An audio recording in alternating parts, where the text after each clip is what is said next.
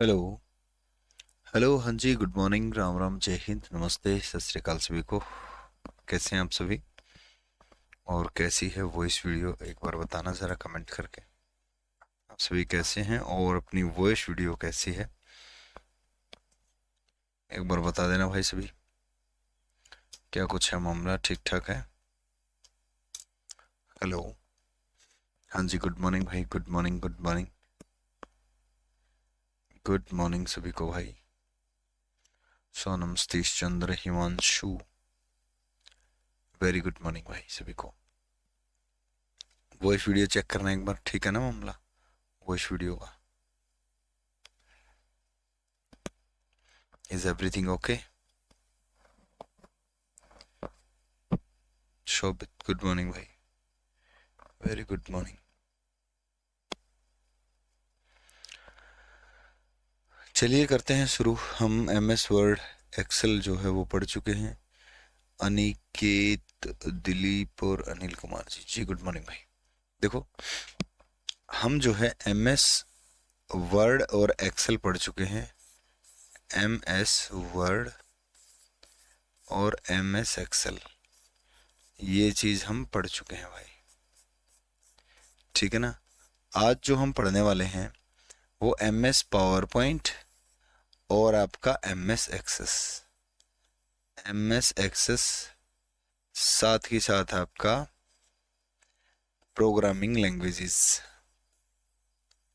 Programming languages भाई,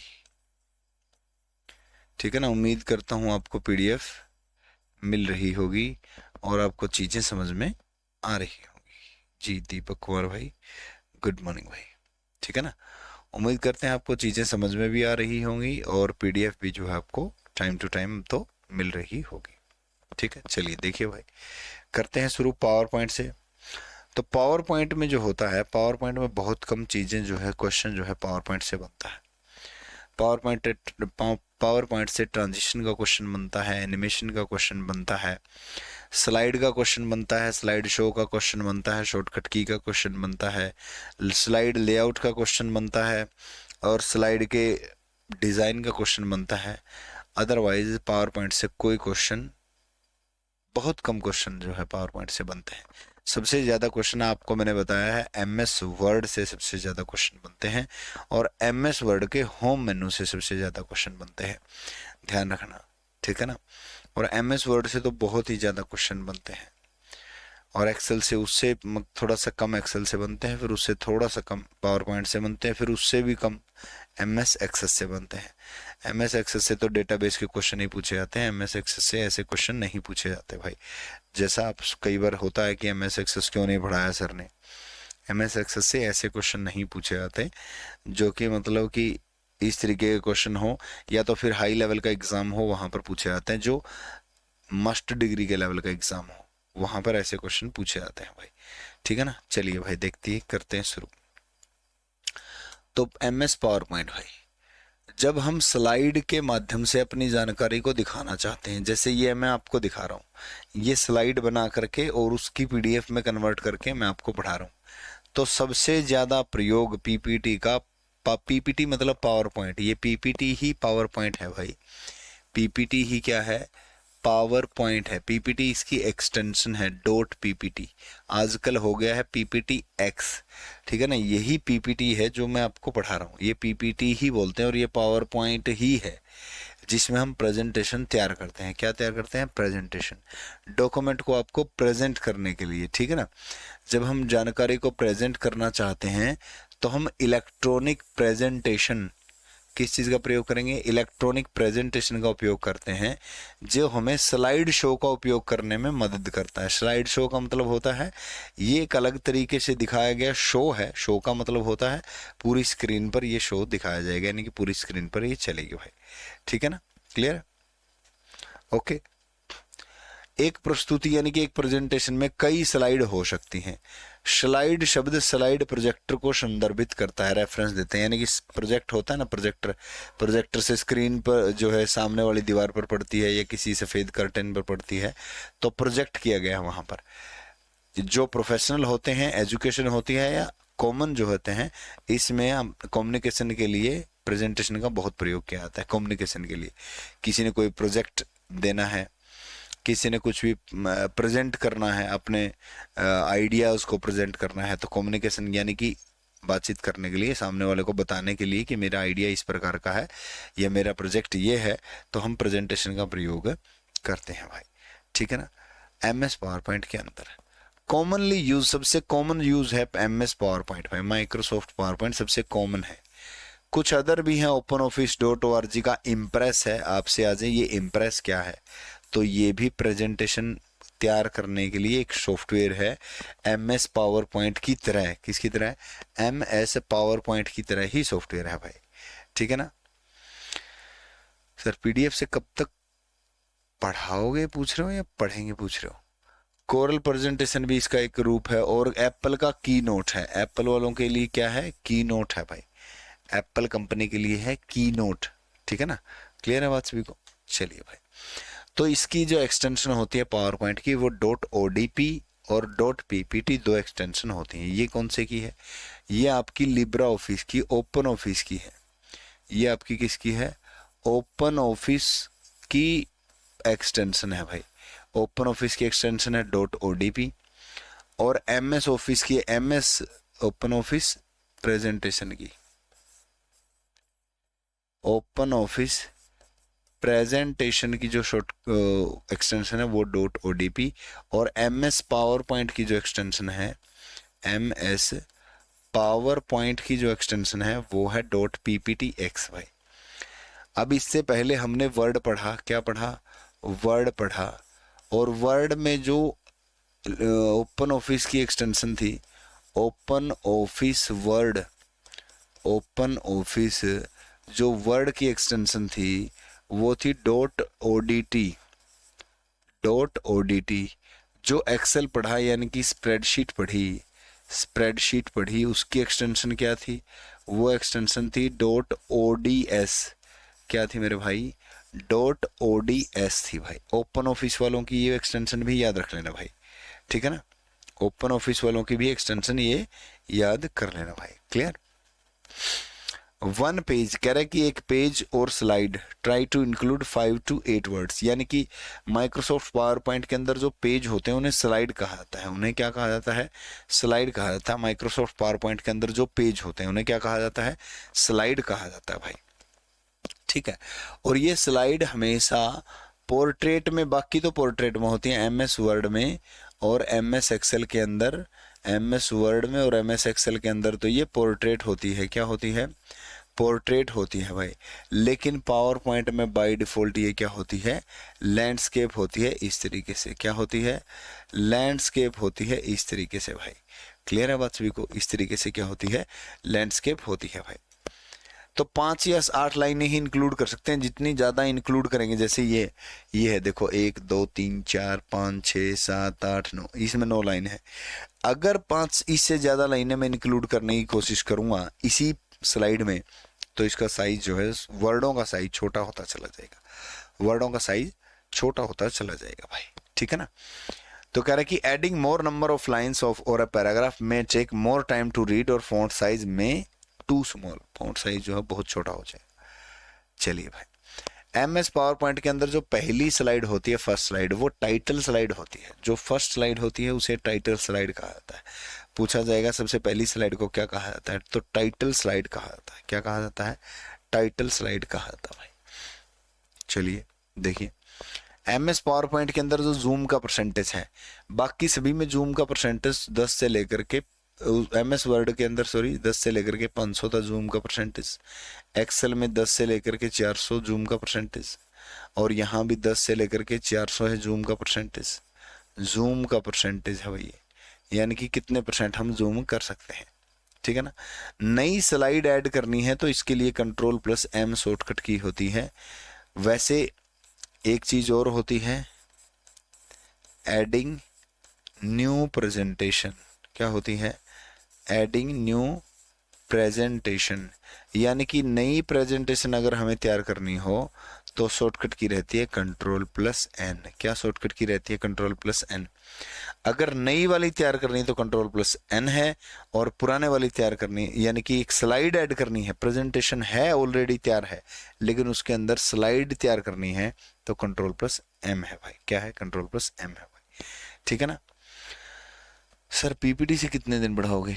PPT से मजा नहीं आ रहा? पीपीटी से हम एक क्लास और लेंगे भाई, जिसमें नेटवर्क की क्लास, डेटा कम्युनिकेशन की क्लास होगी, जिसमें बहुत सारी डिवाइस आपको दिखानी होंगी कि ये डिवाइस ये होती है, ये डिवाइस ये होती है, यहाँ लगी होती है। ठीक है ना? उसके बाद जो मैं इंटरनेट और वायरसेस, इंटरनेट और सिक्योरिटी पढ़ाऊंगा वो मैं लिख के पढ़ाऊंगा, डोंट यू वरी। ठीक है ना? चलिए भाई देखो, इससे तो मुझे खुद नहीं मजा आता, पहले बता रहा हूँ मैं आपको। अरे ऐसे पीपीटी से पढ़ाने में मुझे कोई इंटरेस्ट नहीं आता।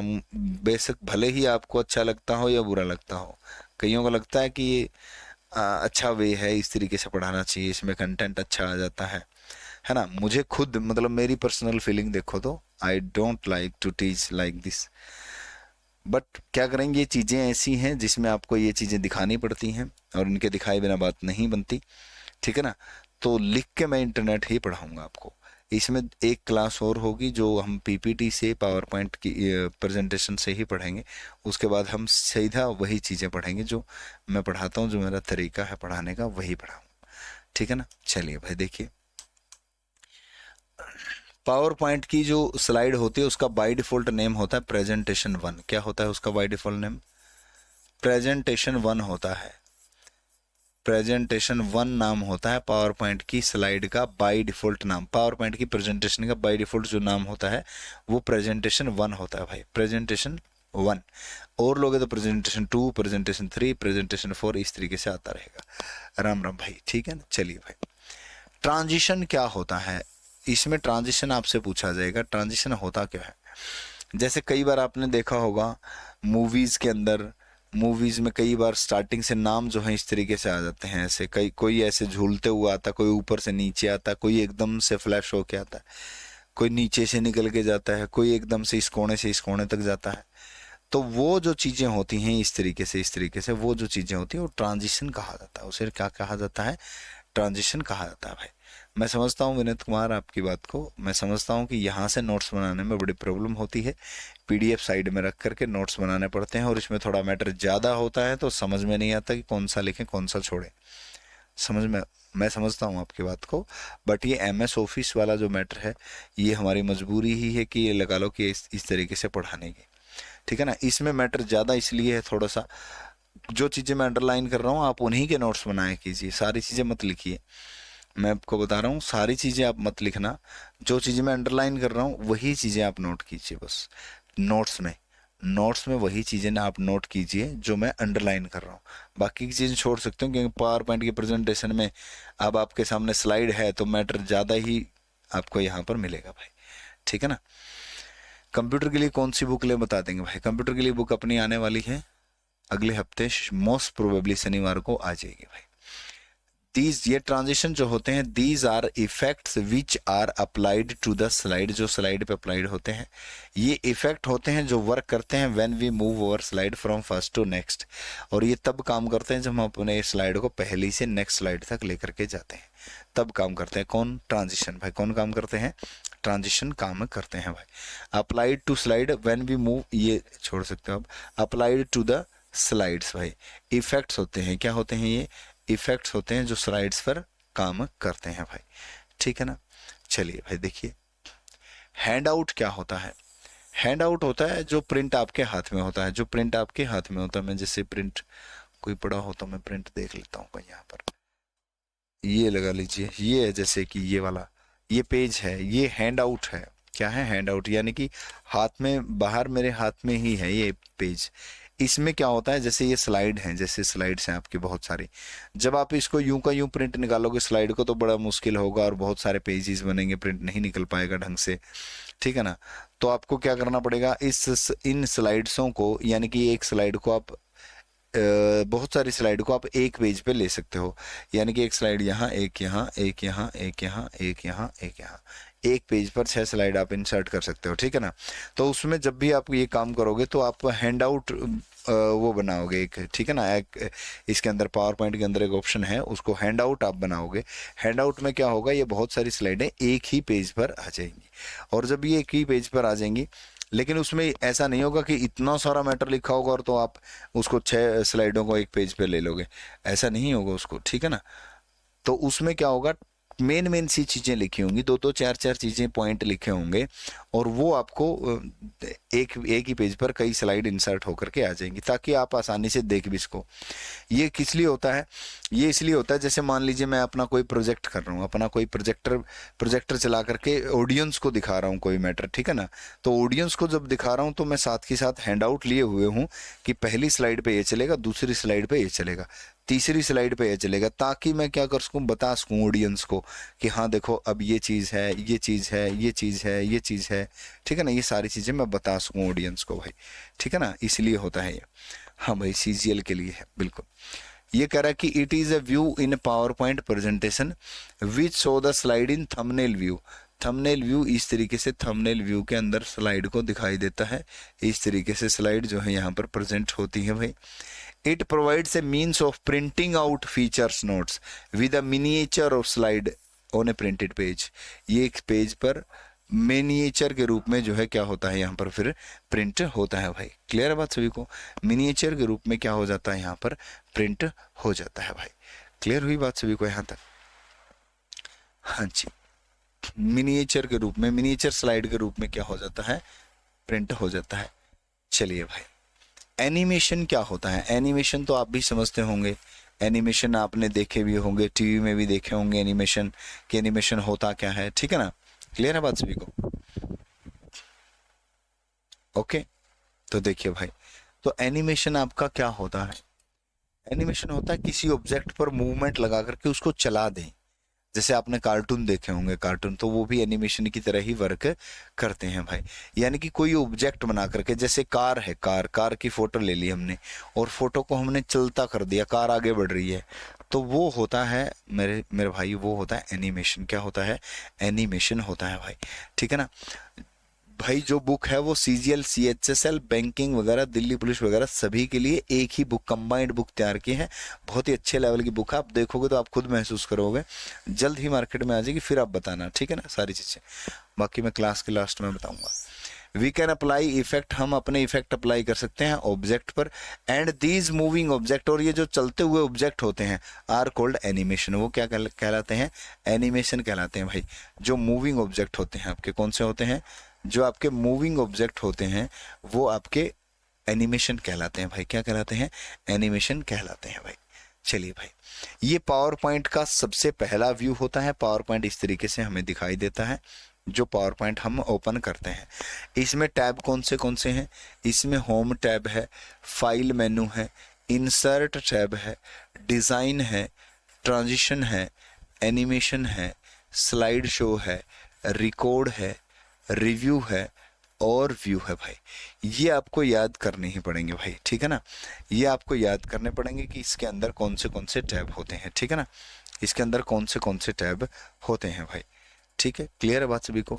यानी कि होम, इंसर्ट, ये तो आपने देखा होगा, होम, इंसर्ट, डिज़ाइन, ये तो सभी में होते हैं। व्यू, रिव्यू और व्यू ये सभी में होते हैं भाई, ठीक है ना।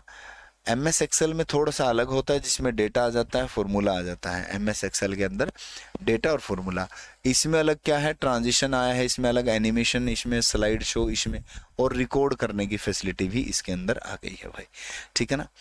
कई बार आपसे ये पूछा जाता है कि जो स्लाइड होती है जिसमें जहां पर टेक्स्ट लिखा जाता है, जैसे यहाँ पर लिखा जाता है टेक्स्ट, लिखा ना, click here to edit text. जो स्लाइड है जिसके अंदर टेक्स्ट लिखा जाता है उसे क्या कहा जाता है? इसे प्लेस होल्डर कहा जाता है भाई। क्या कहा जाता है मेरे भाई? इसको प्लेस होल्डर इसको कहा जाता है। क्या कहा जाता है? Place holder. जहां हम टेक्स्ट एडिट करते हैं, कहाँ होता है प्लेस होल्डर? जहां हम टेक्स्ट एडिट करते हैं उसे प्लेस होल्डर कहा जाता है भाई। टेक्स्ट को क्या करते हैं? एडिट करते हैं। एडिट का मतलब क्या होता है? लिखते हैं, मिटाते हैं, कुछ ऐसा, ठीक है ना। तो उसे क्या कहा जाता है मेरे भाई? उसे प्लेस होल्डर कहा जाता है। ओके है मामला? चलिए भाई, ये जो स्लाइड, ये तो है फ्रंट स्लाइड आपकी जो आएगी। इस साइड जो ये चीज आपको दिखाई दे रही है साइड में, जहां से आप ऊपर नीचे कर सकते हो, इस पूरे पोर्शन को बोला जाता है पेन। क्या बोला जाता है? पेन बोला जाता है। ये स्लाइड पेन है इस साइड, जो व्यू दिखा रहा है, जो थंबनेल व्यू आपका दिखा रहा है यहाँ पर साइड के अंदर, ठीक है ना। और सबसे ज्यादा यहाँ पर भी होम से ही क्वेश्चन पूछा आता है, अगर कोई क्वेश्चन पूछा आता है तो वो भी भाई, ठीक है ना। अगर क्वेश्चन पूछा आता है तो होम से ही ज्यादातर, ट्रांजिशन और एनिमेशन से भी क्वेश्चन पूछे जाते हैं। तो यहाँ से क्या क्वेश्चन पूछा जाता है? यहाँ से लेआउट के बारे में क्वेश्चन पूछा जाता है। ये लेआउट जो है आपका, ठीक है ना।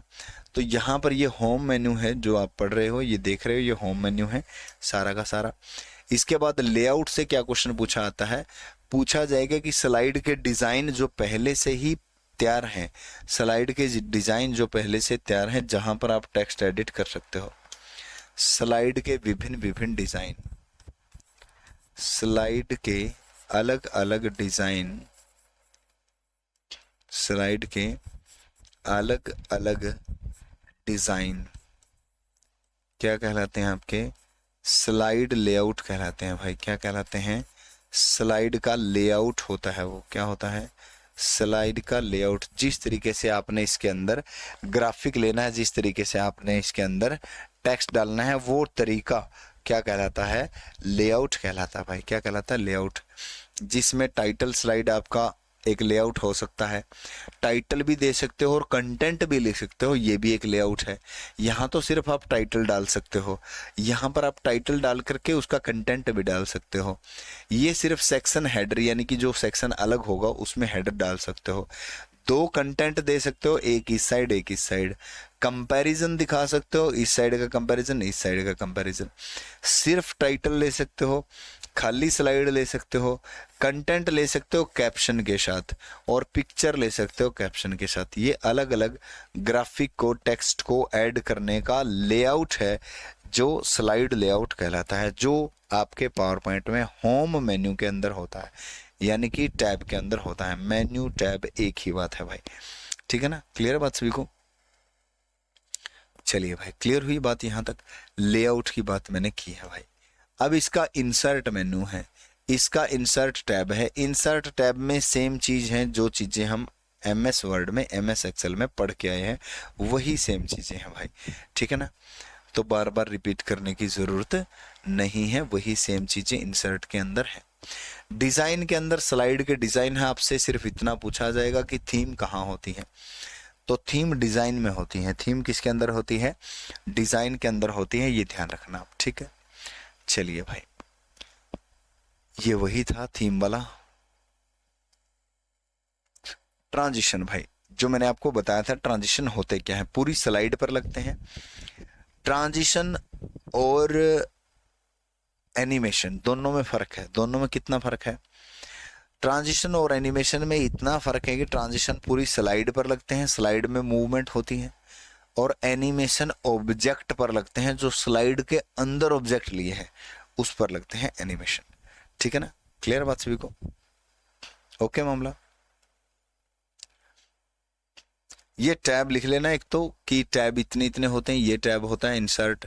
ऐसे लिख लेना कि टैब जो होते हैं पावर पॉइंट में वो कौन से होते हैं भाई। होम होता है, इंसर्ट होता है, इस तरीके से इनको नोट कर लेना अगर आप नोट करने जाओ तो, ठीक है ना। तो पावर पॉइंट के सारे टैब आप नोट करना। जिस टैब में मैंने जो चीज़ इंपॉर्टेंट बताई है उस टैब को डिटेल में आगे बनाना और उसमें लिखना कि ये इस टैब के अंदर होता है और इसमें ये चीज़ इंपॉर्टेंट होती है, ठीक है ना। इस तरीके से आप ये बनाना, नोट्स बनाते समय ऐसे लिखना। होम टैब, पहले तो टैब लिख लेना कंप्लीट कि इसके अंदर टैब होते हैं, ये home tab, insert tab, design tab, transition tab, animation tab. Okay जी। उसके बाद होम टैब से शुरू करना कि होम टैब में क्या कुछ होता है, डिटेल बनाओ होम टैब की, जो मैंने आपको पढ़ाया है कि होम टैब में इसमें ये होता है, ठीक है ना। क्लियर हुई बात सभी को? चलिए भाई आगे आ जाओ। इसके बाद आ जाओ, देखो अब ये ट्रांजिशन में एक दो बार क्वेश्चन ऐसा पूछा गया है जो बहुत ही बकवास क्वेश्चन। बकवास क्वेश्चन इसलिए कह रहा हूँ, कई चीजें ऐसी होती हैं जिनको हम चाहकर भी याद नहीं कर पाते। जैसे ये ट्रांजिशन है, ये ट्रांजिशन जो होते हैं वो बहुत प्रकार के ट्रांजिशन होते हैं। एक दो बार देखने में ऐसा आया है कि ये पूछा गया निम्न में से कौन सा ट्रांजिशन पावर पॉइंट में नहीं होता। अब नहीं होता का मतलब ये है कि बहुत सारे ट्रांजिशन होते हैं, उनको कैसे याद करेंगे हम, नॉट पॉसिबल, याद संभव नहीं है भाई, ठीक है ना। प्रैक्टिकल करने वालों के लिए भी संभव नहीं है।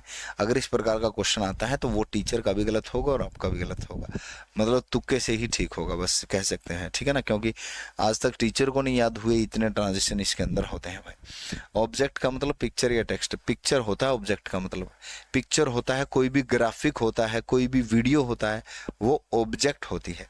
टेक्स्ट टेक्स्ट होता है, ऑब्जेक्ट टेक्स्ट को भी बना सकते हैं।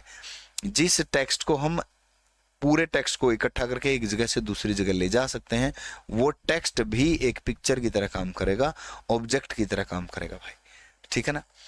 तो ये ट्रांजिशन इसमें जैसे कि फेड है, पुश है, वाइप है, स्प्लिट है, रिवील है, कट है, रैंडम है, शेप है, अनकवर है, ये तो ट्रेलर है। तो ये ट्रांजिशन इतने सारे इसके अंदर होते हैं। तो ऑप्शन में दे दिए गए थे, जैसे रोटेट ऑप्शन में था, चेक बोर्ड ऑप्शन में था भाई, विंड ऑप्शन में था, रिपल ऑप्शन में था, और आपका ये 4 ही ऑप्शन थे। 4 ऑप्शन में से एक ऑप्शन अलग था, एक ऑप्शन ये पूछा गया था कि इनमें से कौन सा नहीं है। तो ट्रांजिशन इफेक्ट ये बिल्कुल ही बकवास क्वेश्चन है, मैं कहूँगा इसको बेवकूफ़ी है इस प्रकार के क्वेश्चन पूछना एग्जामिनर के द्वारा। ये एनटीए के क्वेश्चन में पूछा गया था भाई कि कौन सा ट्रांजिशन नहीं है, क्योंकि इतने सारे ट्रांजिशन अब आपके सामने हैं। अगर आप याद कर सकते हो तो कर लेना भाई, लेकिन मेरे बस की बात नहीं है, ठीक है ना। चलिए भाई आगे बढ़ते हैं, और ना मैं कहूँगा कि इतने सारे आप रटो इनको, ठीक है ना। बस ये लिख लेना है ट्रांजिशन ये होता कहाँ है। ट्रांजिशन अलग टैब है और बहुत प्रकार के ट्रांजिशन जो है यहाँ पर होते हैं भाई, ठीक है ना। ये ट्रांजिशन वाला ही मामला है। अब आते हैं एनिमेशन। एनिमेशन में इफेक्ट होते हैं, बस इतनी बात याद रखना। एनिमेशन पे क्या लगते हैं, इफेक्ट्स लगते हैं भाई। एनिमेशन पर इफेक्ट लगते हैं, और एनिमेशन खुद ऑब्जेक्ट पर लगते हैं। एनिमेशन किस पर लगते हैं, ऑब्जेक्ट पर लगता है एनिमेशन, और एनिमेशन में लगते हैं इफेक्ट। अलग अलग इफेक्ट होते हैं। यानी कि कोई तो ऑब्जेक्ट, यानी कि कोई तो कार इस तरीके से आपके सामने आएगी, छोटी सी कार थी, दिखाई देते देते जूम होकर के बड़ी आएगी। कोई कार जूम है और वो छोटी हो जाएगी, ऐसे हो जाएगी, ये होते हैं एनिमेशन। कोई कार यूं यूं यूं यूं करती हुई चलेगी, ठीक है ना। कोई कार डायरेक्ट चलेगी, कोई कार ऊपर की तरफ जाएगी। जो कार ली है आपने, मान लीजिए ऑब्जेक्ट कार है, सपोज करो ऑब्जेक्ट आपका कार है, ठीक है ना। कोई और अदर ऑब्जेक्ट भी हो सकता है, वो भी इसी तरीके से मूव करेगा। कोई यूं मूव करेगा, कोई यूं मूव करेगा, कोई ब्लास्ट होगा, कोई कुछ होगा। और उसमें साउंड भी हो सकती है, ये भी ध्यान रखना, इसके अंदर साउंड भी हो सकती है। इस पावर पॉइंट के अंदर हम ऑब्जेक्ट के साथ साथ ऑब्जेक्ट पे जो एनिमेशन लगाएंगे उसमें साउंड भी हो सकती है, ठीक है ना। चलिए भाई, तो यहाँ एनिमेशन में हम टाइमिंग भी लगा सकते हैं, कि एनिमेशन के इफेक्ट भी लगा सकते हैं कि कितनी देर ये चलेगा, वो भी लगा सकते हैं। फिर है स्लाइड शो, ये सबसे इंपॉर्टेंट है। पहली बात तो स्लाइड को शो करने के लिए शॉर्टकट की है F5। F5 शॉर्टकट की किसकी है, फ्रॉम द बिगिनिंग की, स्लाइड शो की फ्रॉम द बिगिनिंग की है भाई। यानी कि शुरू से हम देखना चाहते हैं तो F5 दबाएंगे। शो का मतलब क्या होता है, शो का मतलब होता है ये जो पिक्चर आप देख रहे हो मेरे सामने, इसको पूरी स्क्रीन पर शो करना। यानी कि जो आपका कंटेंट है, कंटेंट यहाँ लिखोगे, उसको पूरी स्क्रीन पर शो करना। उसमें ये हट जाते हैं, फिर ये अभी तो ये भी दिखाई दे रहे हैं आपको, कंटेंट भी दिखाई दे रहा है जो नीचे लिखा जाएगा यहाँ पर, लेकिन उसमें क्या होगा, आपका पूरा कंटेंट पूरी स्क्रीन पर आ जाएगा। कंटेंट ही आएगा, ऊपर से हट जाएगा, रिबन हट जाएगा, मेन्यू बार हट जाएगा। कई बार इस प्रकार का क्वेश्चन भी पूछा आता है कि ऐसा कौन सा शो है जिसमें मेन्यू बार नहीं दिखाई देगा। तो मेन्यू बार जब नहीं दिखाई देगा जब हम स्लाइड शो करेंगे। तो F5 इसकी शॉर्टकट की है शुरू से देखने की। और अगर हम करंट स्लाइड से देखना चाहते हैं, करंट स्लाइड से देखना चाहते हैं तो इसकी शॉर्टकट की होती है शिफ्ट प्लस F5। क्या होती है, शिफ्ट प्लस F5 इसकी शॉर्टकट की होती है भाई। शिफ्ट के साथ हम F5 दबा देंगे, इसकी शॉर्टकट की होती है। किसकी शॉर्टकट की होती है, शुरू से देखने की F5, करंट से देखने की, यानी कि जिस ऑब्जेक्ट, जिस स्लाइड पर हम आए हुए हैं उस स्लाइड से ही देखना चाहते हैं। मान लीजिए 100 स्लाइड दे रखी हैं और 100 स्लाइड में से हम 50वीं स्लाइड पर काम कर रहे हैं, तो 50वीं स्लाइड से ही मैं देखना चाहता हूँ, मैं शुरू से नहीं देखना चाहता। तो 50वीं से ही देखना चाहते हो तो शिफ्ट प्लस F5 दबाओगे। क्या दबाओगे भाई? शिफ्ट प्लस F5 दबाओगे भाई। तो ये स्लाइड शो के अंदर होता है। कहाँ पर होती है? स्लाइड शो में होता है। आपसे पूछेगा क्या हम टाइमिंग लगा सकते हैं स्लाइड पर? जैसे ये जो स्लाइड आप देख रहे हो, इस पे मैं टाइम लगा दूं कि ये स्लाइड आपके सामने सिर्फ 1 मिनट रुकेगी, मैं कुछ करूं ना करूं, तो टाइमिंग लगा सकते हैं भाई। कहाँ से लगा सकते हैं? रिहर्स टाइमिंग से टाइमिंग लगा सकते हैं। हर स्लाइड पे टाइम रिकॉर्ड होगा कि ये स्लाइड कितनी देर आपके सामने रुकेगी, ऑटोमेटिक चेंज होती रहेगी, मुझे क्लिक करने एंटर दबाने की ज़रूरत नहीं रहेगी भाई, ठीक है ना। और इस स्लाइड शो को अगर हम एंड करना चाहते हैं, क्या करना चाहते हैं? शो को अगर एंड करना चाहते हैं भाई, तो हमें क्या करना पड़ेगा? शो को एंड करना चाहते हैं तो इसके लिए 2-3 की हैं। एस्केप दबा सकते हो आप, एस्केप की तो समझ रहे हो ना, एस्केप की आप दबा सकते हो कीबोर्ड पे, एस्केप की सबसे पहली की होती है। माइनस की भी आप दबा सकते हो, माइनस की दबाने से भी ये खत्म हो जाएगा। और आप पेज ब्रेक की, पॉज ब्रेक जिसको बोलते हैं, पॉज और ब्रेक, ये भी की होती है कीबोर्ड पर, इसको भी दबा सकते हो आप एंड करने के लिए, ठीक है ना। स्लाइड शो को एंड करेंगे इस की से, इस की से, इस की से, इन तीनों की से स्लाइड को हम खत्म कर सकते हैं, स्लाइड शो को खत्म कर सकते हैं, एंड कर सकते हैं भाई, ठीक है ना। और शुरू करने के लिए F5 है। शुरू करने के लिए क्या है मेरे भाई? F5 है, ध्यान रखना आप इसको, ठीक है। चलिए भाई आगे बढ़ते हैं। तो यहाँ पर ये वही था, व्यू आ जाता है इसके बाद। व्यू नहीं आया भाई, व्यू वाला टैब नहीं आया इसके अंदर। चलो व्यू मैं वैसे बता देता हूँ। व्यू टैब होता है इसके अंदर, क्या होता है कि व्यू टैब जो होता है, व्यू टैब के अंदर क्या कुछ होता है? व्यू टैब के अंदर 2 टैब होते हैं, 2 ग्रुप होते हैं बेसिकली। एक तो होता है प्रेजेंटेशन व्यू, क्या होता है मेरे भाई? एक तो होता है आपका प्रेजेंटेशन व्यू होता है, प्रेजेंटेशन व्यू, ठीक है ना। इसके अंदर 2-3 कमांडें होती हैं। कौन सी कमांड होती हैं प्रेजेंटेशन व्यू के अंदर? स्लाइड व्यू होता है एक तो, कौन सा व्यू होता है? स्लाइड व्यू होता है। एक होता है आपका स्लाइड शॉर्टर व्यू, कौन सा व्यू होता है? स्लाइड शॉर्टर व्यू होता है। और एक होता है आपका नोट्स पेज व्यू, कौन सा व्यू होता है? नोट्स पेज व्यू होता है भाई एक आपका, ठीक है ना। जो स्लाइड व्यू होता है इसको हम नॉर्मल व्यू भी कह सकते हैं, क्या कह सकते हैं? नॉर्मल व्यू भी कह सकते हैं भाई, ठीक है ना। और एक होता है आपका स्लाइड मास्टर, क्या होता है? एक होता है आपका यहाँ पर स्लाइड मास्टर भाई, स्लाइड मास्टर होता है यहाँ पर। अब इस स्लाइड मास्टर व्यू के अंदर कौन से व्यू होते हैं? स्लाइड मास्टर व्यू के अंदर आपके यहाँ पर एक तो होता है हैंड आउट, ठीक है ना। क्या होता है? हैंड आउट्स मास्टर होता है भाई, क्या होता है? हैंड आउट मास्टर होता है। एक होता है स्लाइड मास्टर, मास्टर स्लाइड, एक होता है मास्टर स्लाइड होता है भाई, क्या होता है? मास्टर स्लाइड होता है, ठीक है ना। क्लियर। अब आपसे यहाँ से क्वेश्चन क्या पूछा जा सकता है? यहाँ से जो है क्या क्वेश्चन पूछा जा सकता है भाई? भाई हिंदी में ही है मुकुल भार्गव जी, ये नाम जो है ये आपको जब भी पावर पॉइंट खोलोगे तो ये आपको सारे नाम इंग्लिश में ही मिलेंगे, हिंदी में होंगे ही नहीं। तो मैं इनको हिंदी में नहीं लिख सकता, मैं बोल हिंदी में रहा हूं, ये थोड़ा है क्या? इनके नाम आपको इंग्लिश में ही मिलेंगे मेरे भाई। ये आप बदल सकते हो क्या? ये लिखा जो tell me what you want to do, इसकी लैंग्वेज ही हिंदी करनी पड़ेगी आपको टोटली। फिर हिंदी में आप कहोगे कि सर समझ नहीं आ रहा ये लिखा क्या है, क्योंकि इसकी इतनी टिपिकल हिंदी बनेगी, ये आपको कड़वी घूंट पीनी ही पड़ेगी इनके कीवर्ड्स की। ये जो कीवर्ड्स हैं इनके, ये इंग्लिश में ही रहेंगे और ये आपको समझने ही पड़ेंगे अगर आपने आगे बढ़ना है। ऐसे ही समझने पड़ेंगे और ऐसे ही समझोगे तो बेस्ट रहेगा। हिंदी में इनकी बहुत टिपिकल हिंदी बनेगी, जब आप इनको ट्रांजिशन को ही हिंदी में लेकर के जाओगे तो इतनी लंबी हिंदी बनेगी मेरे भाई। तो यहां से क्वेश्चन क्या पूछा जाता है? पूछा जाता है आपसे कि स्लाइडों को आसानी से अरेंज करना कौन से व्यू में होता है? आसानी से प्रबंध करना, स्लाइडों का आसानी से अरेंज करना, यहाँ मैं इसके माध्यम से बता रहा हूँ। स्लाइडों को आसानी से अरेंज करना स्लाइड सॉर्टर व्यू में होता है। आसानी होती है अरेंज करने में, आसानी होती है स्लाइड को अरेंज करने में भाई, स्लाइड को अरेंज करने में, ठीक है ना। स्लाइड को अरेंज करने में आसानी होती है। अरेंज क्या होता है? व्यवस्थित करने में भाई, यानी कि कोई स्लाइड आगे लगानी है, कोई स्लाइड पीछे लगानी है, कोई स्लाइड ऊपर लगानी है, कोई स्लाइड नीचे लगानी है, ठीक है ना। उनको अरेंज करने में स्लाइड सॉर्टर व्यू में आसानी होती है।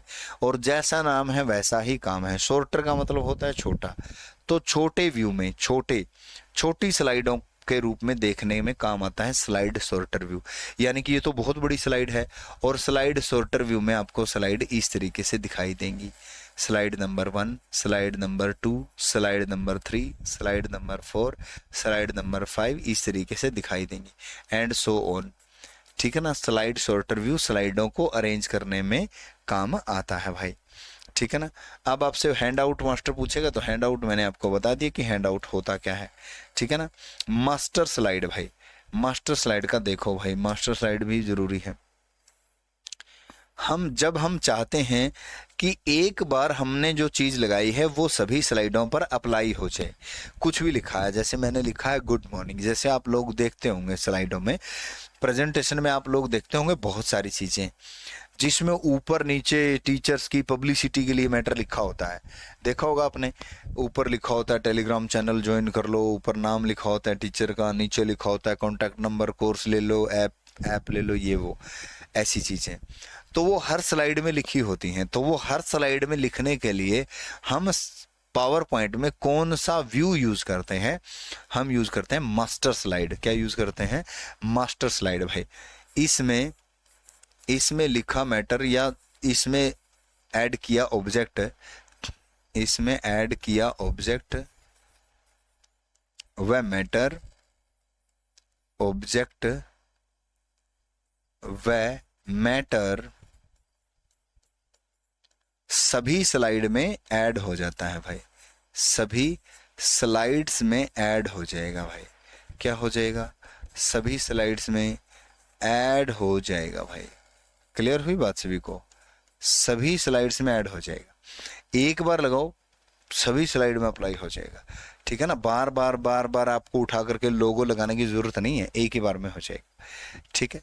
चलिए भाई आगे बढ़ते हैं। आगे है आपका MS एक्सेस। ये पावर पॉइंट था आपका यहाँ तक, ये क्या था आपका यहाँ तक? पावर पॉइंट था, पावर पॉइंट प्रेजेंटेशन जिसको हम कहते हैं। इसमें सबसे ज़्यादा फेमस शॉर्टकट की है F5, Ctrl+M, Ctrl+N, Shift+F5। बाकी शॉर्टकट की MS वर्ड वाली ही चलेंगी। जो MS वर्ड में पढ़ के आए हैं वो शॉर्टकट की यहाँ पर सेम रहेंगे भाई, ठीक है ना। गुड मॉर्निंग भाई सभी को। चलिए भाई इसके बाद आपका जो शुरू होता है वो है MS एक्सेस। अगली 5 मिनट हम इस पर बात करेंगे सिर्फ। MS एक्सेस क्या है आपका? एक डेटाबेस है आपका। MS एक्सेस क्या है मेरे भाई? एक डेटाबेस है MS एक्सेस। अब ये डेटाबेस क्या भला है, ये सभी को समझने की जरूरत है, ठीक है ना। देखो जो डेटाबेस होता है वो आपका होता क्या है? एक हायरार्की बना देता हूं मैं। आप लोगों को इतने दिन हो गए पढ़ते हुए, आप लोगों को क्या ये समझ में आया कि आप फाइल क्या होती है? फाइल क्या होती है? फाइल क्या होता है? फाइल, हम फाइल बनाएंगे, हम फाइल को ये करेंगे, हम फाइल को वो करेंगे। फाइल होता क्या है एक्चुअल में? तो होता क्या है भाई फाइल? देखो सबसे छोटी इकाई होती है बिट। क्या होती है? बिट, जो मेमोरी में पढ़ के आए हैं। उससे बड़ी बाइट, उससे बड़ी है बाइट, उससे बड़ा है रिकॉर्ड, उससे बड़ा है फाइल, और सबसे बड़ा है डेटाबेस। क्या है मेरे भाई? डेटाबेस भाई, ठीक है। बात समझ आ रही सभी को? Bit byte record file database भाई, ठीक है ना। इस तरीके से याद कर लेना। Bit byte. एक चीज और लिखना चाहूंगा मैं यहाँ पर एक चीज और ऐड करना चाहूंगा, यहां पर ऐड कर लेते हैं, bit byte field record file और database. Bit byte field record file database, ये आप हायरार्की याद कर लेना सभी। इस हायरार्की से बहुत सारे क्वेश्चन जो है आपके वैसे ही क्लियर हो जाएंगे।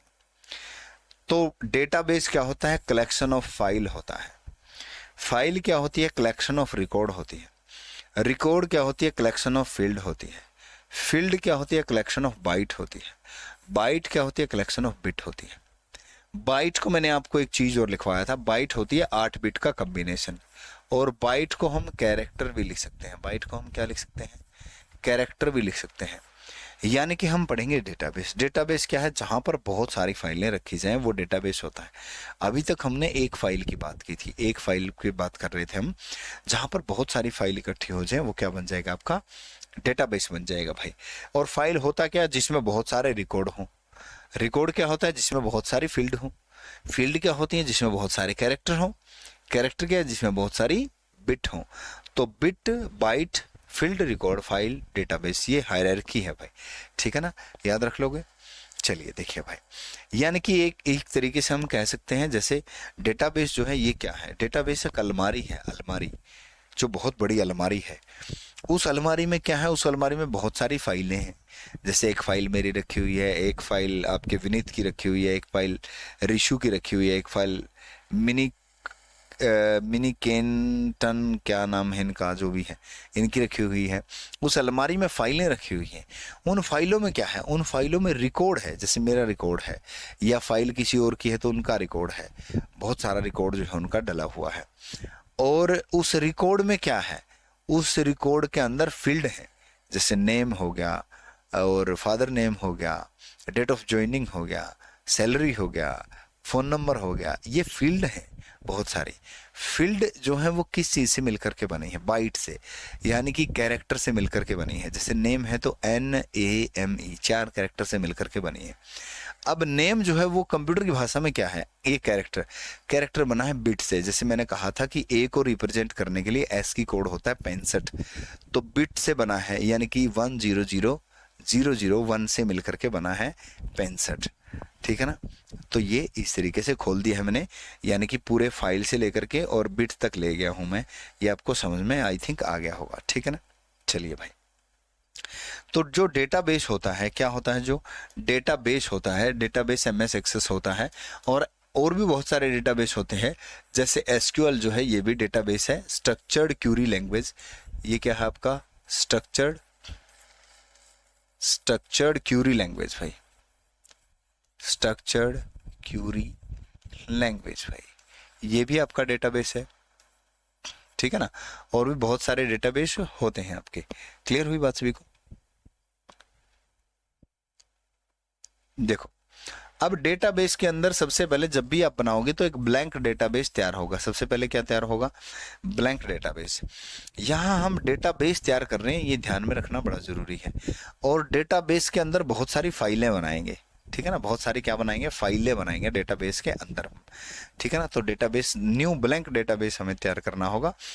जिस ब्लैंक डेटाबेस के अंदर हमारा ये ऑप्शन खुलेगा, आपसे सबसे ज्यादा क्वेश्चन यहाँ से क्या पूछा आता है कि निम्नलिखित में से डेटाबेस का ऑब्जेक्ट कौन सा नहीं है? निम्नलिखित में से डेटाबेस का कौन सा ऑब्जेक्ट नहीं है, ये पूछा आता है भाई। तो डेटाबेस के ऑब्जेक्ट कौन से हैं ये हमें पता होना चाहिए।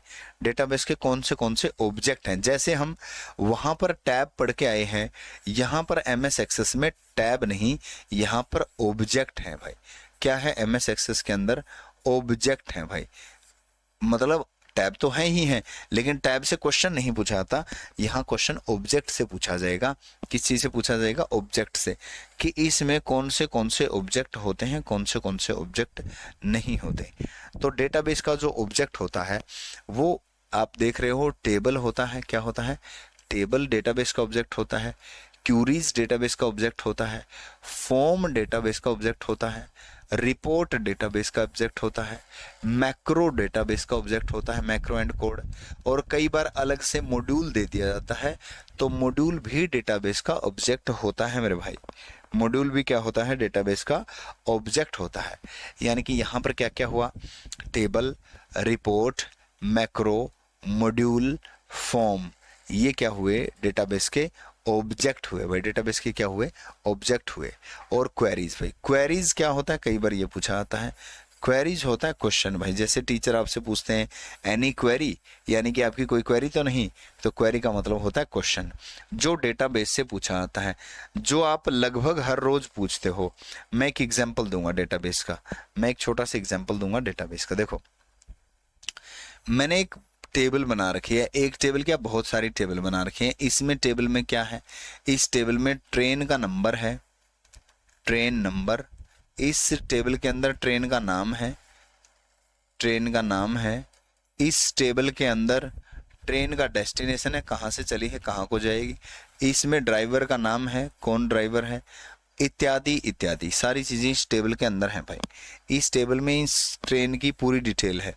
और भारत में जितनी भी ट्रेनें हैं, 13,000 25,000 जितनी भी ट्रेन हैं, उन सभी की डिटेल इस टेबल के अंदर है भाई, इस टेबल के अंदर उन सभी की डिटेल है। ठीक है, ओके है जी मामला।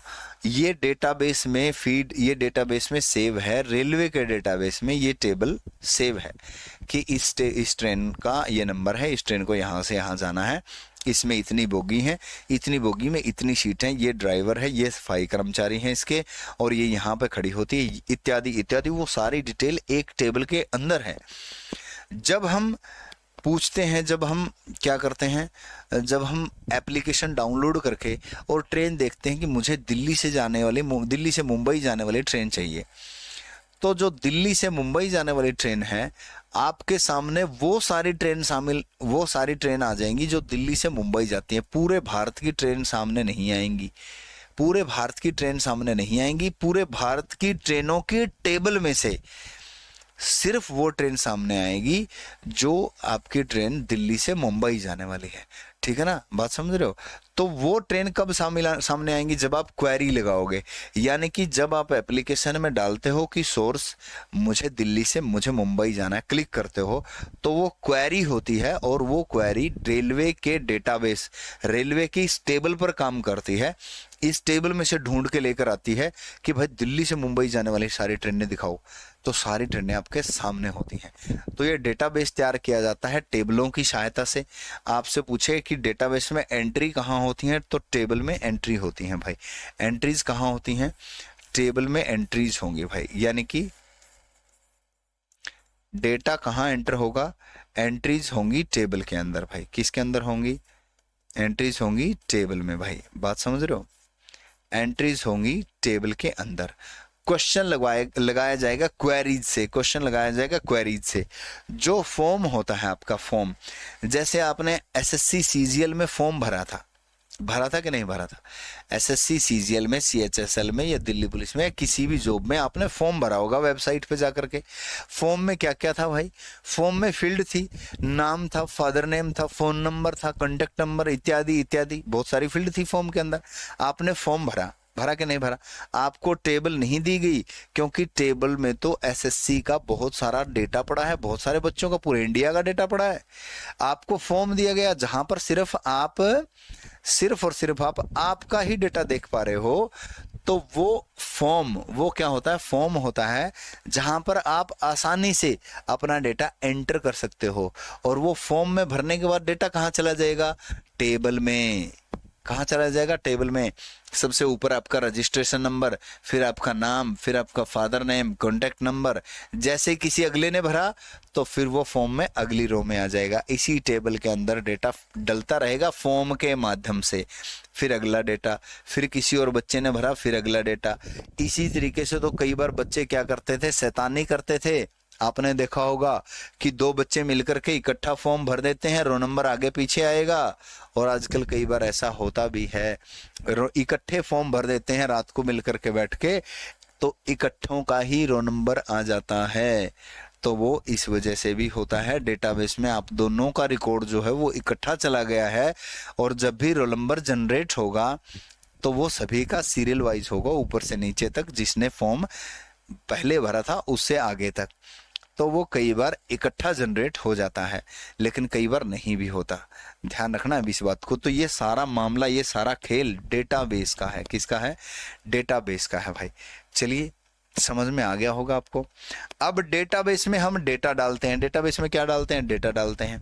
क्या डेटा डालते हैं? मेरा नाम डालूंगा मैं, मेरा फ़ोन नंबर डालूंगा मैं, मेरी डेट ऑफ बर्थ डालूंगा मैं, मेरी पिक्चर भी लगाऊंगा मैं, फोटो भी लगाऊंगा। तो डेटाबेस में जो डेटा हम डालते हैं वो डेटा आपका किस प्रकार का डेटा है, यानी कि आप टेक्स्ट ले रहे हो या नंबर ले रहे हो या डेट एंड टाइम डाल रहे हो या डेट ऑफ बर्थ डाल रहे हो, आप किस प्रकार का डेटा एक्चुअल में डाल रहे हो भाई। ठीक है ना? क्लियर हुई बात सभी को? देखो, अब ये डेटा किस प्रकार का डाल सकते हो। नंबर एक, ऑटो नंबर। आपसे पूछेगा निम्नलिखित में से कौन सा डेटा टाइप एमएस एक्सेस के अंदर नहीं होता। एमएस एक्सेस के अंदर कौन सा डेटा टाइप नहीं होता? ठीक है ना?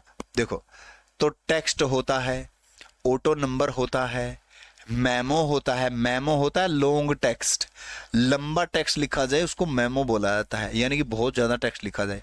नंबर होता है, डेट एंड टाइम होता है, करेंसी होता है, यस नो का ऑप्शन होता है जैसे male female. O L E object होता है।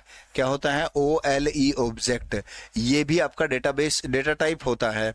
हाइपरलिंक भी डेटा टाइप होता है, अटैचमेंट भी डेटा टाइप होता है, कैलकुलेटेड भी डेटा टाइप होता है और लुकअप विजार्ड भी डेटा टाइप होता है। तो एमएस एक्सेस के अंदर ये इतने सारे आपके डेटा टाइप होते हैं। आपसे पूछा जाएगा कौन सा नहीं होता, तो ये जरूर नोट कर लेना कि एमएस एक्सेस के अंदर ये सारे के सारे क्या होते हैं? अपने डेटा टाइप होते हैं भाई। बात समझ आ रही सभी को? चलिए भाई, आपसे कई बार सिर्फ इतना और क्वेश्चन पूछ लेता है कि जो टेक्स्ट होता है डेटाबेस के अंदर उसकी लिमिट कितनी होती है। जैसे मान लीजिए मैं नाम लिखना चाहता हूँ। कई बच्चे शैतान होते हैं, जब एचएसएससी या एसएससी एचएसएससी आरएसएससी यूपीएसएससी जो भी एसएससी है वो आपसे नाम पूछे, तो बच्चे कई शैतान होते हैं। वो क्या करते हैं? नाम के अंदर ए दबा दिया, दबाए रखा, बस डुप्लीकेट वो करने के लिए, बस वैसे ही देखने के लिए। तो कितना लंबा टेक्स्ट आ सकता है, यानी कि कितना लंबा, यानी कि कितने कैरेक्टर ए तक के आ सकते हैं? तो 0 से लेकर के 255 तक के कैरेक्टर इसके अंदर आ सकते हैं भाई। इसकी फील्ड की लंबाई पूछी जाती है, टेक्स्ट की फील्ड की लंबाई कितनी है। तो 0 से लेकर के 255 तक के कैरेक्टर हम इसके अंदर डाल सकते हैं मेरे भाई। चलिए भाई, आगे बढ़ते हैं तो देखते हैं हम लैंग्वेज भाई। क्या देखेंगे आगे? हम लैंग्वेज देखेंगे भाई। लैंग्वेज से पहले क्या होगा? देखो, हर किसी के जीवन में क्या है? प्रॉब्लम्स हैं भाई। क्या है? प्रॉब्लम्स है भाई। ठीक है ना? हर प्रॉब्लम का क्या है? एक सॉल्यूशन है। हर प्रॉब्लम का क्या है? एक सॉल्यूशन है। हो सकता है आपको ना पता हो, लेकिन हर प्रॉब्लम का एक सॉल्यूशन होता है। ऐसे ही कंप्यूटर में बहुत सारी प्रॉब्लम्स होती हैं जिनका एक सॉल्यूशन होता है। जैसे मेरे सामने या बहुत सारी दुनिया के सामने एक समस्या आई थी कि मुझे चैट करनी है भाई। मुझे तो एक दूसरे व्यक्ति से बात करना चाहता हूं मैं, तो कोई ऐसी चीज बनाओ जिससे मैं एक दूसरे से बात कर सकूं। तो टेलीफोन बनाया गया। तो टेलीफोन में अब कहा गया कि मैं किसी को टेक्स्ट लिख करके भेजना चाहता हूं, कोई ऐसा सॉफ्टवेयर बनाओ जिससे टेक्स्ट लिख करके भेजा जा सके। तो व्हाट्सएप बनाया गया, फेसबुक बनाया गया, इंस्टाग्राम बनाया गया, इत्यादि इत्यादि। तो प्रॉब्लम का क्या किया गया? सॉल्यूशन किया गया भाई। ठीक है ना? तो प्रॉब्लम के सॉल्यूशन करने के लिए 3 चीजें हमारे पास होती हैं। एक तो होता है एल्गोरिदम। क्या होता है मेरे भाई? एल्गोरिदम होता है। एल्गोरिदम होता है। एक होता है आपका फ्लो चार्ट। क्या होता है? फ्लो चार्ट होता है। और एक होता है आपका प्रोग्रामिंग लैंग्वेज भाई। क्या होता है? प्रोग्राम होता है। ठीक है ना? यानी कि सबसे पहले हम एल्गोरिदम बनाएंगे, फिर फ्लो चार्ट बनाएंगे, फिर हम प्रोग्राम बनाएंगे भाई, फिर हमें समस्या का समाधान मिल जाएगा। एल्गोरिदम क्या है? एल्गोरिदम है step by step solution of any problem भाई। Sorry, step by step solution of any problem is called algorithm भाई। किसी समस्या का स्टेप बाय स्टेप समाधान एल्गोरिदम होता है। किसी समस्या का स्टेप बाय स्टेप समाधान भाई, किसी समस्या का स्टेप बाय स्टेप समाधान क्या होता है? एल्गोरिदम कहलाता है भाई, ठीक है ना, एल्गोरिदम कहलाता है भाई। फ्लो चार्ट क्या होता है?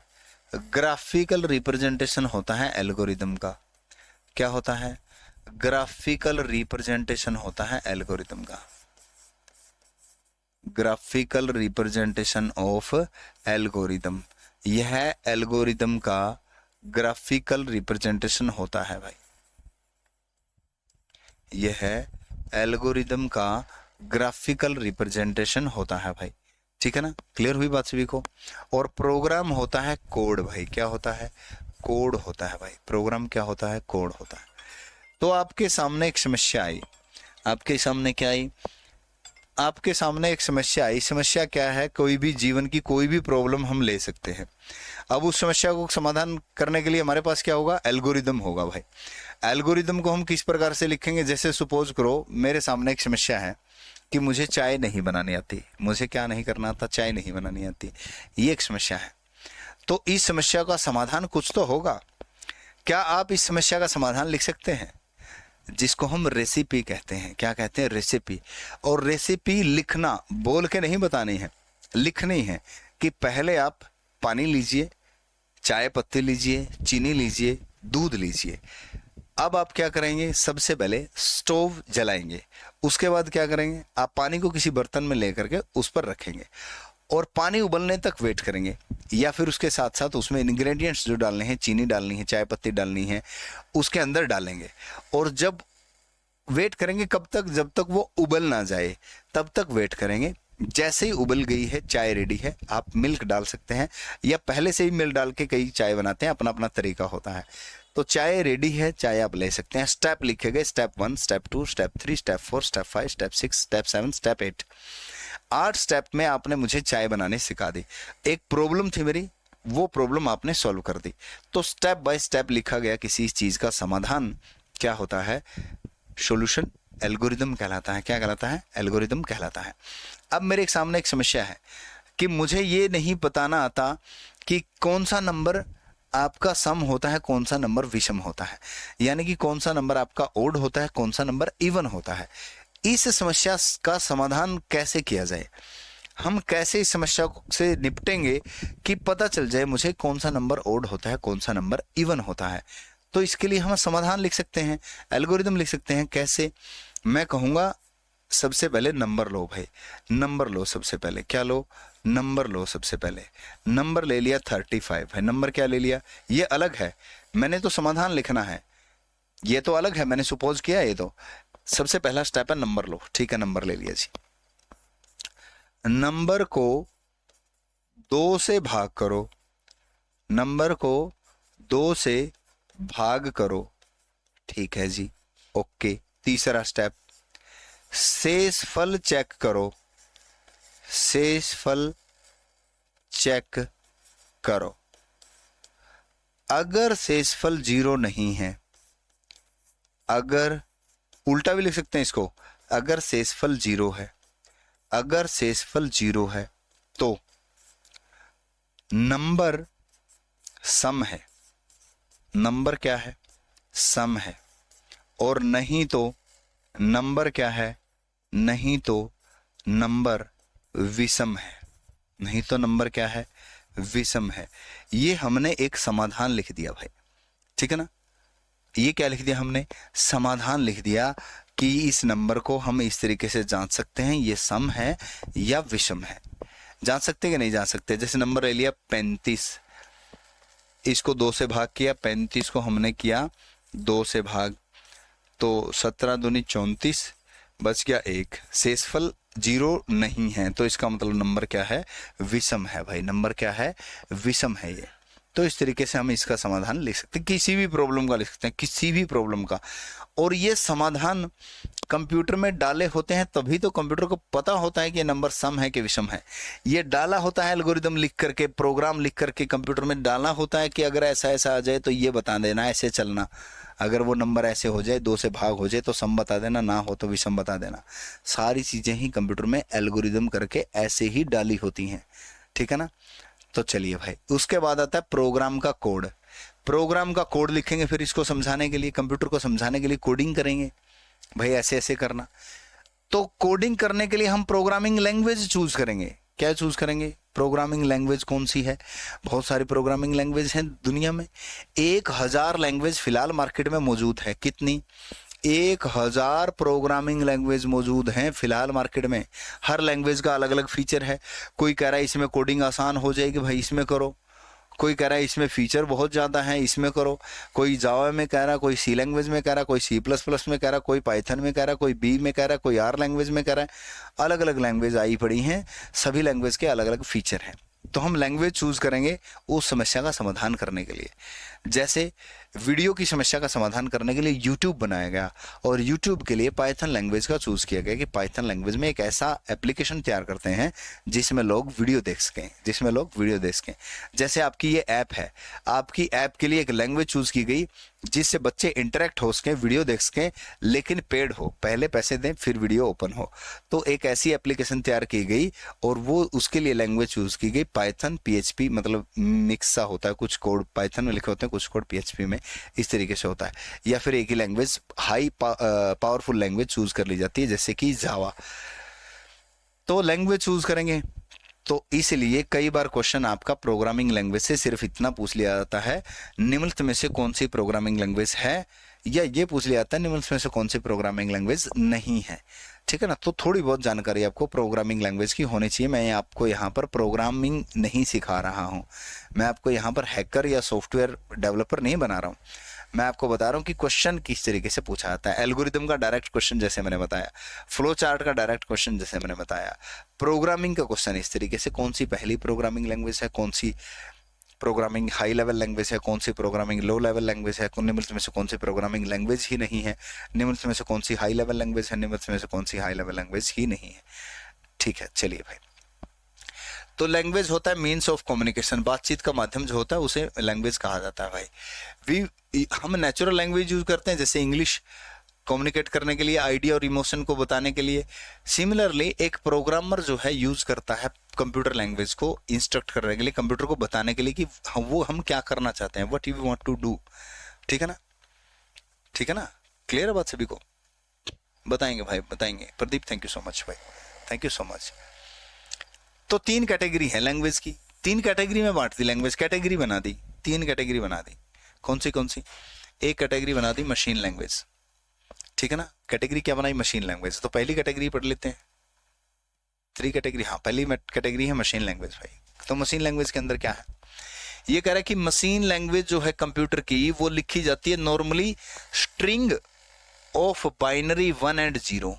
स्ट्रिंग होता है लड़ी, लड़ी का मतलब होता है बहुत सारी चीज एक साथ आ जाना, जैसे LABH लाभ, SINGH सिंग, NAIN नैन, ये जो मेरा नाम है ये स्ट्रिंग ऑफ कैरेक्टर है। इकट्ठा लिखूं इसको, लाभ सिंग नैन बिना स्पेस दिए, ये स्ट्रिंग ऑफ कैरेक्टर बन गया। तो स्ट्रिंग ऑफ 1010 10101010 ये जो स्ट्रिंग है, ये स्ट्रिंग ऑफ बाइनरी, इसमें लिखी जाती है मशीन भाषा। मैंने बताया भी था मशीन भाषा मतलब 0101। इट हैज 2 पार्ट्स, इसके 2 भाग होते हैं। पहला भाग है ओप कोड, दूसरा भाग है ऑपरेंड। ओप कोड में होता है ऑपरेशन कोड, ओप कोड मतलब ऑपरेशन कोड होता है भाई इसके अंदर, ऑपरेशन कोड। और ऑपरेंड मतलब, ऑपरेंड होता है जैसे A B ऐसे होते हैं ऑपरेंड, यानी कि A और B का आपने करना क्या है ये ओप कोड बताएगा। ऑपरेशन यहाँ लगा होगा कि प्लस करना है आपने, माइनस करना है आपने, मल्टीप्लिकेशन करना है आपने, ये ओप कोड बताएगा। वहां पे ऑपरेंड होते हैं, वहां पे क्या होते हैं? ऑपरेंड होते हैं। ठीक है, बात समझ में आ रही सभी को? तो पहला तो है मशीन लैंग्वेज, दूसरा भाग है इसका असेंबली लैंग्वेज। कौन सा है? Assembly language. असेंबली लैंग्वेज भी हम ऑलरेडी पढ़ चुके हैं। असेंबली लैंग्वेज जो प्रोग्रामिंग लैंग्वेज है, मशीन लैंग्वेज, प्रोग्रामिंग जो मशीन लैंग्वेज के अंदर थी वो थी डिफिकल्ट, क्योंकि 1010 को कौन याद रखे भाई? एरर प्रोन थी, यानी कि बहुत सारे एरर आते थे, इसलिए alpha numeric mnemonic code use किए गए बाइनरी कोड की जगह इंस्टेड ऑफ न्यूमेरिक कोड। ठीक है ना भाई, ऐसे लिखा गया भाई 010101 कब तक लिखोगे? ऐसे लिखा गया भाई, ऐसे लिख दो तो अच्छी बात है ना, सम, यानी कि मैं सम कहूं तो कंप्यूटर समझ जाए कि इसका सम करना है। मैं सब लिखूं SUB सब, तो कंप्यूटर समझ जाए कि इसका सब्ट्रैक्ट करना है। मैं मल्टीप्लाई के लिए MULT लिखूं तो समझ जाए कि इसका मल्टीप्लाई करना है। तो ऐसी लैंग्वेज तैयार की गई, तो वो थी असेंबली लैंग्वेज, जिसके अंदर अल्फा न्यूमेरिक या निमोनिक कोड यूज होते थे। फिर आया भाई हाई लेवल लैंग्वेज, जो आजकल चल रही है, हाई लेवल लैंग्वेज आई। ये जो असेंबली लैंग्वेज है और मशीन लैंग्वेज है, उनको LLL कहा जाता है, यानी कि क्या कहा जाता है, लो लेवल लैंग्वेज कहा जाता है भाई। क्या कहा जाता है, लो लेवल लैंग्वेज कहा जाता है उनको। बात समझ में, क्या कहा जाता है, लो लेवल की लैंग्वेज कहा जाता है उनको। ऐसा नहीं कि लो लेवल भाई बहुत ही घटिया कैटेगरी की, ऐसे नहीं। लो लेवल का मतलब है वो हार्डवेयर के बिल्कुल नज़दीक काम करती हैं। इसका मतलब ये होता है, ध्यान रखना, हार्डवेयर होता है यहाँ पर और यहीं पर ये काम करती हैं लैंग्वेज। और हाई लेवल लैंग्वेज बिल्कुल ऊपर काम करती है यहाँ पर। हाई लेवल लैंग्वेज को तो फिर से इसमें बदलना पड़ेगा, लेकिन इनको किसी में नहीं बदलना, डायरेक्ट मशीन समझेगी इन भाषाओं को, ठीक है ना। चलिए देखिए, मशीन इंडिपेंडेंट होती है ये भाषा। हाई लेवल लैंग्वेज जो है मशीन इंडिपेंडेंट है, और मशीन लैंग्वेज और असेंबली लैंग्वेज ये दोनों मशीन डिपेंडेंट थी, मशीन पे निर्धारित थी। यानी कि मशीन लैंग्वेज और असेंबली लैंग्वेज जो ये शुरू में दो लैंग्वेज थी, इनको एक कंप्यूटर से में प्रोग्राम बना करके दूसरे कंप्यूटर में नहीं चला सकते थे। हाई लेवल लैंग्वेज आई, इसमें एक कंप्यूटर में प्रोग्राम बनाया, दूसरे में चला लिया, ऐसा कर सकते हैं। जैसे आपकी फेसबुक है, आपकी फेसबुक दूसरे कंप्यूटर में बनी थी, अब आपके मोबाइल में चल रही है। वो कौन सी भाषा में बनी है, इंडिपेंडेंट भाषा में बनी है, जो हाई लेवल लैंग्वेज है। इसी के अंदर एक ऊप्स आती है, ऊप्स हाई लेवल लैंग्वेज का ही आगे पार्ट है ऊप्स, जिसकी फुल फॉर्म है object oriented programming system. S लगा दिया जाए तो एस से सिस्टम बन जाता है भाई। एस से क्या बन जाता है, सिस्टम। ये एक कॉन्सेप्ट है अलग से, जो हाई लेवल लैंग्वेज के अंदर ही ठूसा गया था। आपको इतना पचड़े में पढ़ने की जरूरत नहीं है, सिर्फ इतना ध्यान रखना है इसकी फुल फॉर्म क्या है। ये सबसे पहले 1967 में आया था। प्रोग्रामिंग लैंग्वेज जब बनी, सिमुला एक भाषा थी, सिमुला। जब ये सिमुला बनी तब तक ये प्रोग्रामिंग लैंग्वेज के अंदर आ गया था भाई, ठीक है ना। बात समझ आ रही सभी को। कह रहे सर बहुत हो गया, ये थोड़ा सा पार्ट रहता है, सी लैंग्वेज हम कंप्लीट कर दें, ये लैंग्वेज हम कंप्लीट कर देते हैं। थोड़ा सा पार्ट सिर्फ इतना है कि क्योंकि इतनी सारी लैंग्वेज है मार्केट में, 1000 लैंग्वेज है, उनको उनके नाम आप याद नहीं कर सकते, लेकिन कुछ लैंग्वेज है जो मैं आपको बताऊंगा जो जरूरी है, वो आपने देख लेनी है कि ये भी लैंग्वेज होती हैं। जब पूछा जाए तो ये ऐसी ऐसी लैंग्वेज होती हैं, बस इतनी ही बात है। उसके बाद क्लास एंड करते हैं। कुछ हाई लेवल लैंग्वेज कौन सी हैं, जैसे सबसे पहले है फोर्ट्रान भाई। सबसे पहले कौन सी है, फोर्ट्रान भाषा है। फोर्ट्रान की फुल फॉर्म है फॉर्मूला ट्रांसलेशन, फॉर्मूला ट्रांसलेशन भाई, ठीक है ना। सबसे पुरानी लैंग्वेज है, oldest programming high level language. High level language सबसे पहली लैंग्वेज है ये, और ये साइंटिफिक और इंजीनियरिंग कामों के लिए बनाई गई थी। साइंटिफिक और इंजीनियरिंग कामों के लिए बनाई गई थी। सबसे पहली, सबसे पुरानी हाई लेवल लैंग्वेज है भाई, ठीक है ना। क्लियर है। बुक जल्दी आ जाएगी, अगले हफ्ते आ जाएगी भाई, ठीक है। चलिए देखिए, कोबोल लैंग्वेज है। कौन सी लैंग्वेज है, कोबोल। ये कॉमन बिजनेस ओरिएंटेड लैंग्वेज इसकी फुल फॉर्म है, कोबोल। बिजनेस के लिए ये पर्पज से ही बनाई गई थी। बेसिक लैंग्वेज है, BASIC. Beginner sole purpose symbolic instruction code इसकी फुल फॉर्म है, beginner sole purpose symbolic instruction code. ये ध्यान रखना, ये किसने बनाई थी, छोड़ दो कहानी, ठीक है ना। क्लियर हुई बात सभी को। चलिए भाई, पास्कल लैंग्वेज है। कौन सी लैंग्वेज है, पास्कल। तो पहली प्रोग्रामिंग लैंग्वेज जो बिगिनर्स के लिए आसान थी सीखने में, तो पास्कल थी भाई। सी एंड सी प्लस प्लस भाषा है भाई, सी भाषा अलग है, सी प्लस प्लस अलग है। तो सी लैंग्वेज डेवलप की गई थी 1972 में। ये पूछा जाता है भाई डेनिस रिची के द्वारा, सी लैंग्वेज के बारे में ये चीज़ पूछी जाती है। बाकी किसी लैंग्वेज के बारे में ये नहीं पूछा जाता किसने बनाई किसने नहीं बनाई। सी लैंग्वेज के बारे में पूछ लिया था किसने बनाई। और हाई लेवल लैंग्वेज, कुछ और हाई लेवल लैंग्वेज कौन सी हैं, जैसे सी प्लस प्लस हो गई, जावा हो गई। आपने सिर्फ नाम याद रखना है। सी शार्प हो गई। ये शार्प, ये हैश नहीं बोला जाता, इसको शार्प बोला जाता है, सी शार्प। इसको भाषा को सी शार्प बोला जाता है, सी हैश नहीं बोला जाता, इसे शार्प कहते हैं। चलिए भाई, एक भाषा है आरपीजी, फुल फॉर्म है रिपोर्ट प्रोग्राम जनरेटर। एक भाषा है लिस्प, जिसका मतलब है लिस्ट प्रोसेसिंग। एक भाषा है स्नोबॉल, जिसका मतलब है स्ट्रिंग ओरिएंटेड सिंबॉलिक लैंग्वेज, ठीक है ना। ये भाषाएं थी भाई। एक भाषा आपकी रूबी, चलो मैं लिख देता हूँ, कई बार आप ये सोचते हो ये भी कोई भाषा है, रूबी भी एक भाषा है। तो पाइथन भी एक भाषा है, पाइथन भाई, ठीक है ना। डॉट नेट भी एक भाषा है, डॉट नेट एक भाषा है, जिसको ASP डॉट नेट भी आप कह सकते हो, ASP डॉट नेट भी कह सकते हो भाई। ये आपकी प्रोग्रामिंग लैंग्वेज थी भाई, ठीक है ना। ये क्या थी? आपकी प्रोग्रामिंग लैंग्वेज थी। अब बताओ कुछ पूछना हो तो, अब बताओ भाई कुछ पूछना चाहते हो तो। सर अब आप PPT से नहीं पढ़ाएंगे सर, प्लीज पढ़ाए पढ़ाए प्लीज भाई। PPT से मैंने कहा एक अगली क्लास और होगी, अगली क्लास में और बोर होना पड़ेगा बस आपको, उसके लिए और क्षमा चाहता हूँ। उससे अगली जो क्लास होगी इंटरनेट की, वो मैं लिख के पढ़ाऊंगा। मैं पहले ही बता चुका हूँ, मुझे खुद नहीं पसंद ऐसे PPT से पढ़ाना, मैं लिख के पढ़ाना पसंद करता हूँ, और वो मैं इंटरनेट से पढ़ाऊंगा। नेटवर्क में भी कुछ ऐसी डिवाइसें होंगी जो हमें फ़ोटो के माध्यम से देखनी पड़ेंगी, तो वो हमारी मजबूरी होगी, ये कह सकते हैं हम। तो वो उसी में हम पढ़ेंगे, नेटवर्क और डेटा कम्युनिकेशन, उसके बाद हम वो चीज़ पढ़ेंगे भाई। कंप्यूटर की भाषा कितने प्रकार की होती है? शिवानी जी अभी यही तो पढ़ा है, कंप्यूटर की भाषा तो हजारों टाइप्स हैं, हजारों प्रकार की लैंग्वेज हैं। पाइथन भाषा है भाई, पाइथन भाषा है, रूबी भी भाषा है, ठीक है ना, रूबी भी भाषा है भाई।